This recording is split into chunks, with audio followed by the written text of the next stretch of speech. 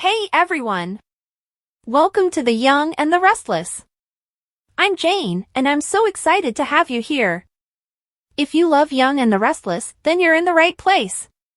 Make sure to hit that subscribe button and turn on notifications so you never miss a video. Alright, let's dive right in. Cane Ashby will try to get Carter to confess to Carter's murder, while Nikki Newman chooses to sacrifice Chancellor for Nick Newman, according to The Young and the Restless synopsis for Friday, July 25th. By talking about their children and the future, Sharon Newman will lift Nick's spirits after Billy Abbott leaves to find someone with greater medical expertise. Sally Spectra will consent to employ some of the strategy she picked up while assisting the Carneys in exchange for Billy providing her with updates on Nick's injury. Sally will use a tea bag and salt under a cloth to bandage Nick's wound after cleaning it with alcohol. Nick will express gratitude to Sally for saving him when the bleeding has stopped, but she will maintain that it was more like a team effort. Lauren Baldwin will arrive at Nikki's sleeping car while Sharon, Sally, and Billy attempt to transfer Nick to the train. Nikki will then get an opportunity to vent about Cane and Nick's predicament. Nikki will decide that all of this may be resolved by assigning Cane the position of Chancellor. Nikki will insist on completing a deal since she will be able to cleanse Nick's name and secure his release. Lauren will not support that proposal, and she does not believe Victor Newman will either. Nikki will, however, state unequivocally that she would stop at nothing to protect her kids. Cane Ashby will then instruct Carter to go to the bar area and promise to join him there shortly in Friday's YNR episode. Although Cane won't like Victor and Chancellor questioning Carter by himself, they will view Carter as a serious suspect because he was aware that the knife was beneath Nick's sink. Whether Carter followed Cane's instructions or acted independently if he thought he was defending Cane will be questioned. Victor will make it apparent that they must find the truth about this.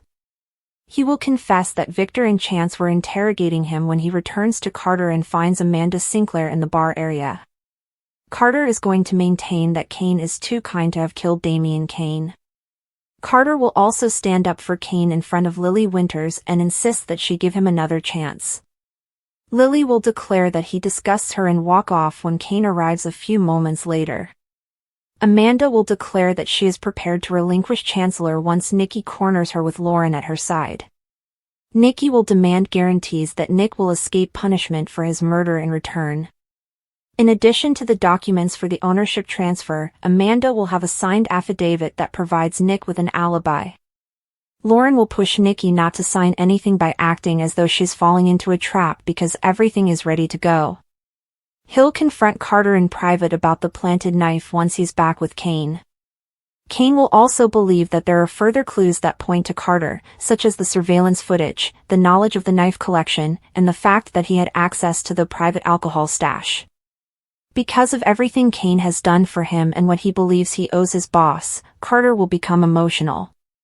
Cane will play up their trust and demand the truth since he believes Carter pursued Damian in order to remove a barrier to his happiness with Lily. Victor and Chance will listen in on Carter's confession from around the corner and out of sight. According to teasers for The Young and the Restless, Nice is going to get even wilder, so tune in for all the surprising revelations and intense arguments. Few situations compare as sharply to the attempts to coerce a murder confession from a suspect like Carter, as demonstrated in the scenario where Cane requests Carter's admission of guilt. The pursuit of justice in criminal cases frequently entails a complex interplay of legal strategies, psychological tactics, and unwavering determination. Law enforcement and legal experts must walk a tightrope between coercion and persuasion to ensure that any admission of guilt is both voluntary and credible, making the process of getting a confession rife with moral, legal, and emotional difficulties.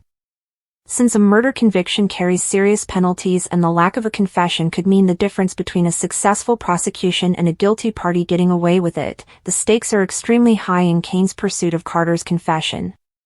Understanding how such a confession might be obtained, whether by psychological pressure, interrogation tactics, or the presentation of indisputable evidence that leaves Carter without any plausible deniability, requires an understanding of the dynamics between Cane and Carter.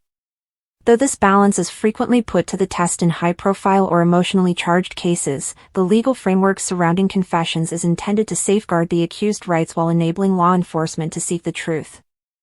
Carter may have been reluctant to confess for a number of reasons, such as fear of punishment, allegiance to other parties, or the conviction that, despite the overwhelming evidence, preserving innocence is the only practical course of action. In order to overcome this reluctance, Cane would probably use a mix of confrontation, empathy, and calculated probing to put Carter in a position where he feels forced to come clean. It is impossible to overstate the psychological toll that this situation has on both Cane and Carter. Cane must remain focused and professional while handling the seriousness of a murder case, while Carter must deal with the crushing weight of guilt or the desperation of keeping a lie. Physical evidence, witness accounts, and forensic results can all be utilized to corner Carter and provide little opportunity for escape, therefore evidence plays a crucial role in this procedure. However, a confession frequently acts as the cornerstone of a prosecution's case, especially in the face of strong evidence, giving jurors a clear connection between the accused and the crime and dispelling any remaining questions regarding guilt. The interrogation session turns into a battlefield of wills, and Cane's ability to read Carter's emotions, spot dishonesty, and take advantage of contradictions in his account can make all the difference. There is continuous discussion on the morality of these methods, since some say that harsh interrogation methods might result in false confessions, while others maintain that they are required to reveal the truth when the evidence is circumstantial or insufficient. Since an innocent person confessing to murder can have disastrous effects on the individual and the legal system as a whole, Carter's risk of making a false confession needs to be carefully managed.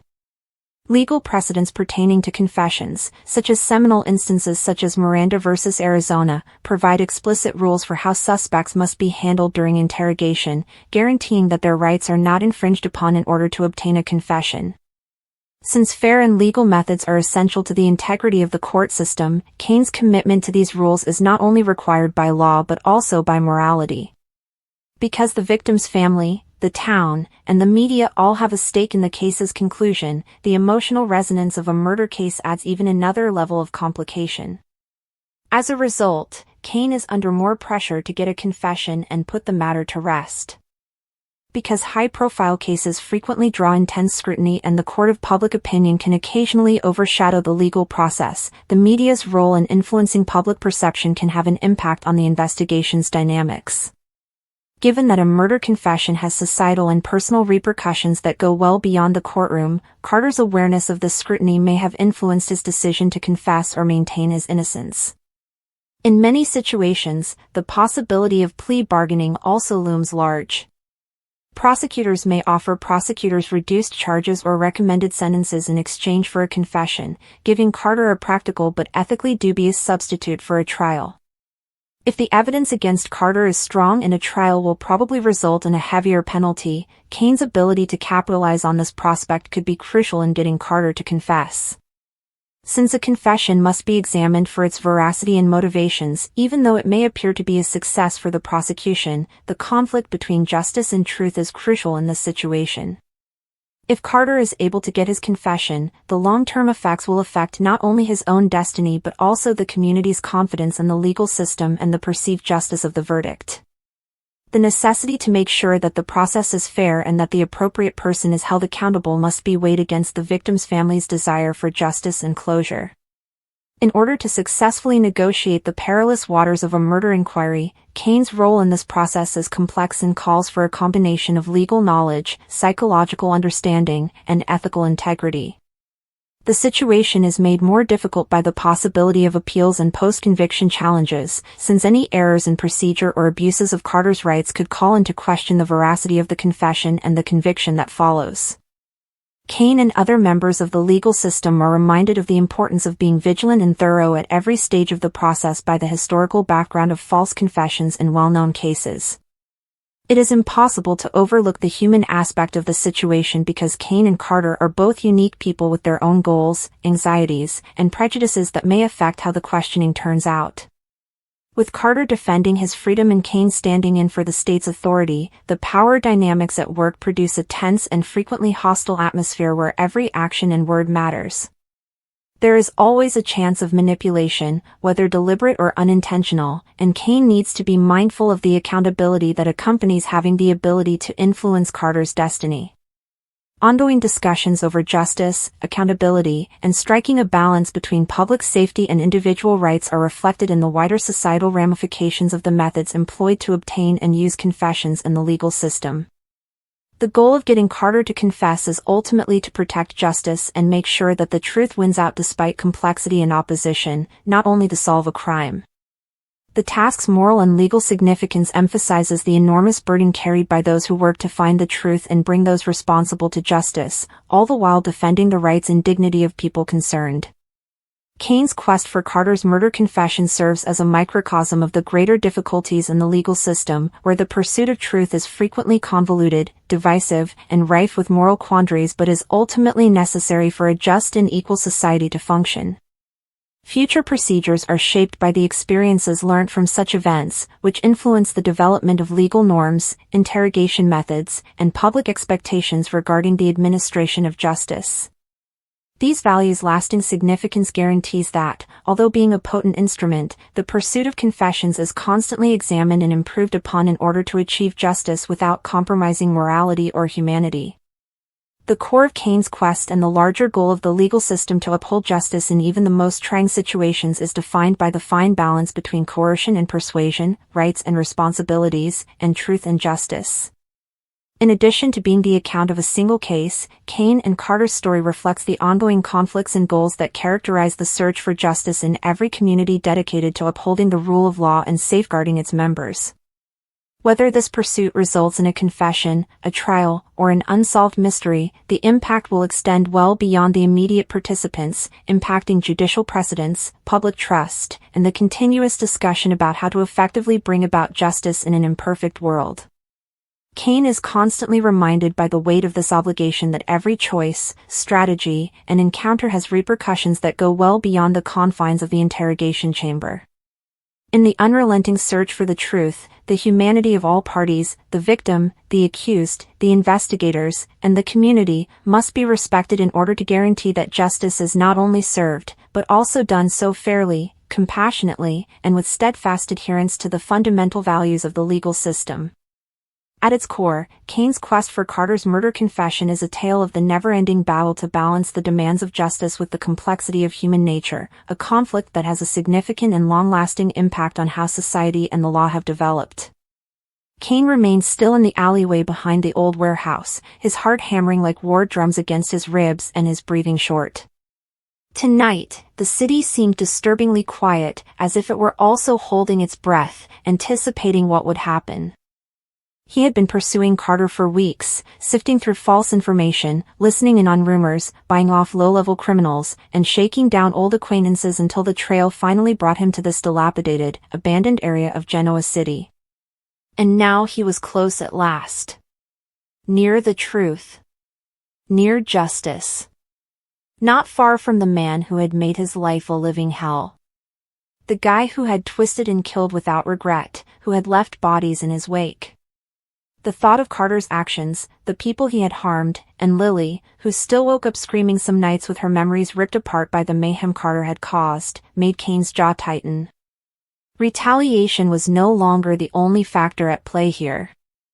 The goal was to put an end to a period of darkness that had taken far too many lives. Cane walked cautiously, his footfall soft on the wet sidewalk. Every instinct in him cried out for caution, yet he was driven forward by anger, sadness, and a frantic want to know the truth.